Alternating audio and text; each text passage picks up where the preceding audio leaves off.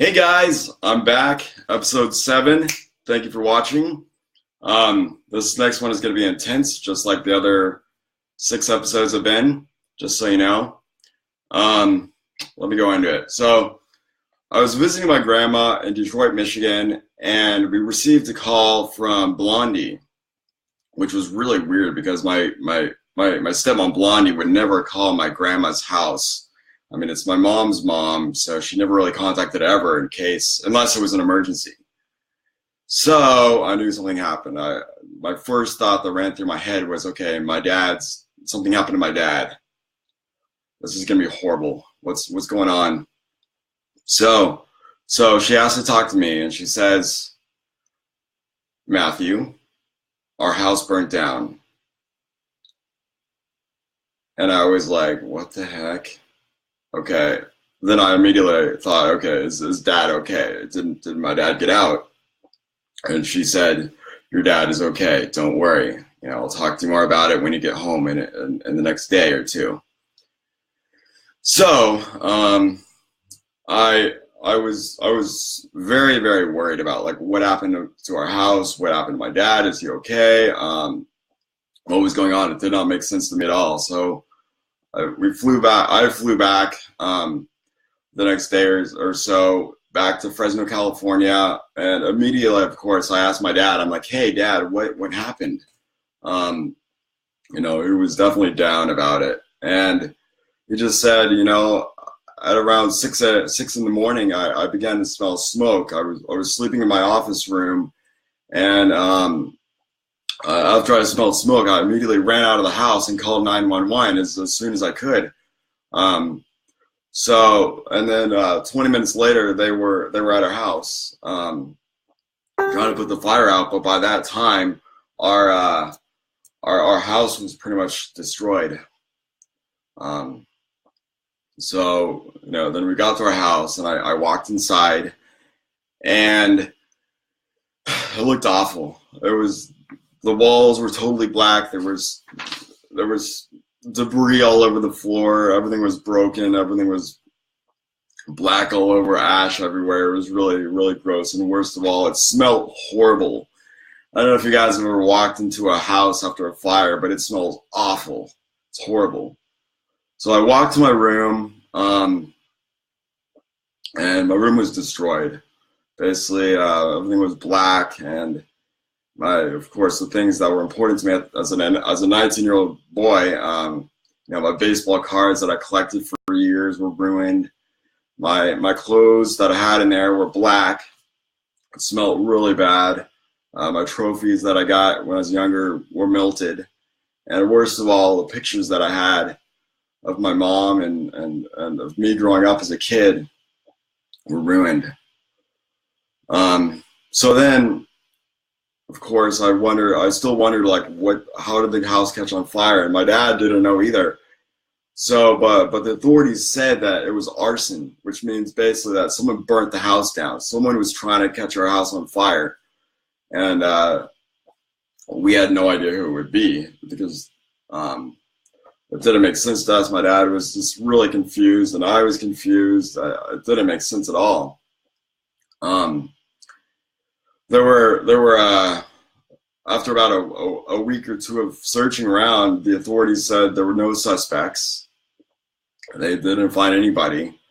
So what they did was they said my dad burnt our house down. They charged him with arson and insurance fraud. But the crazy thing is that he did not even have insurance because it lapsed 3 months earlier. So he didn't even have insurance. So it did not make sense at all. But the authorities didn't care. Or at least it appeared that way. And so they threw him in jail for arson and insurance fraud. And my dad began to get really, really depressed and really confused. I felt like he was beginning to lose his mind.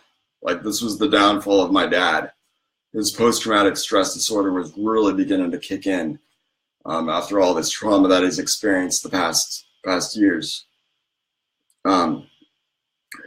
He told me how he was having nightmares and beginning to think that people were trying to kill me and my sister and my family and my dad, and just trying to ruin our lives. And I began to believe it. It was, at one point I thought he was just paranoid, like going crazy, but I don't know. I began to believe that people were out to kill us too.